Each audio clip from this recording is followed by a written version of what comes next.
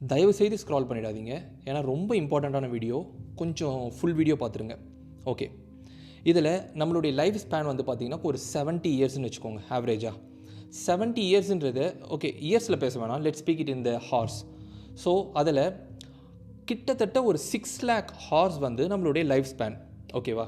அதில் ஸ்லீப்பிங்க்கு மட்டுமே we are spending like 2 lakhs hours வந்து நம்ம ஸ்பெண்ட் பண்ணுறோம். ஃபைன். அதுக்கப்புறம் நம்மளுடைய சின்ன வயசு, ஃபார் எக்ஸாம்பிள் பிறந்ததுலேருந்து ஒரு 12 இயர்ஸ் வரைக்கும் நம்மளை வந்து ஒரு குழந்தைன்ற ஒரு ஸ்டேஜில் தான் இருப்போம். அதை வந்து ஒரு 1 lakh ஹார்ஸ்ன்னு வச்சுப்போம். ஸோ டோட்டலி ஒரு 3 lakhs நம்ம கண்ணுக்கு தெரிஞ்சு 6 lakh ஹார்ஸ்லேருந்து கட் டவுன் ஆகிடுச்சு. ஃபைன். அடுத்து வந்து பார்த்திங்கன்னா நம்ம ஜாப் போகிறோம்னு வச்சுக்கோங்க.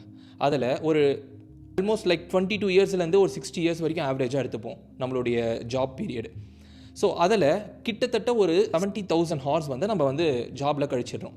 ஸோ இதில் மீதி இருக்கிறது வந்து பார்த்திங்கன்னா இந்த லேஷர் ஹார்ஸ்ன்னு சொல்கிறது, ஒரு மென்டலி ஆப்சென்ட்டாக இருக்கிற அந்த விஷயம், இதெல்லாம் சேர்த்து பார்த்திங்கன்னா ஒரு 55,000 ஹார்ஸ் வந்து நம்ம அதில் ஸ்பெண்ட் பண்ணுறோம்.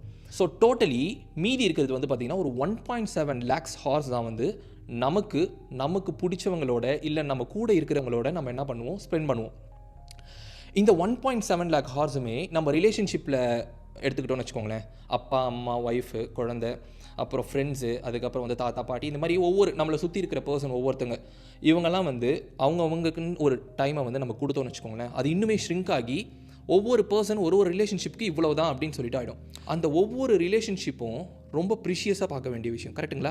ஸோ இதில் மனக்கசப்பு, வேதனை, அதுக்கப்புறம் கோபம், துக்கம், இந்த விஷயங்களெல்லாம் வந்து கொண்டு வந்துட்டு ஒரு நெகட்டிவிட்டியை ஸ்ப்ரெட் பண்ணுறதுக்கு பதிலாக கூட இருக்கிறவங்கள ஹாப்பியாக பாசிட்டிவிட்டியை ஸ்ப்ரெட் பண்ணி இருக்கிற விஷயம் தான் வந்து ரொம்ப வேலிடான விஷயம். அதுதான் மீனிங்ஃபுல் லைஃப்னு சொல்லலாம். புல்லாகி பூடாய் புழுவாய் மரமாகி பல்விருகமாகி பறவையாய் பாம்பாகி கல்லாய் மனிதராய் பேயாய் கணங்களாய் வல்லசுரராகி முனிவராய் தேவராய் செல்லா நின்ற இத்தாவர சங்கமத்துள் எல்லா பிறப்பும் பிறந்திழைத்தேன் எம்பெருமான்.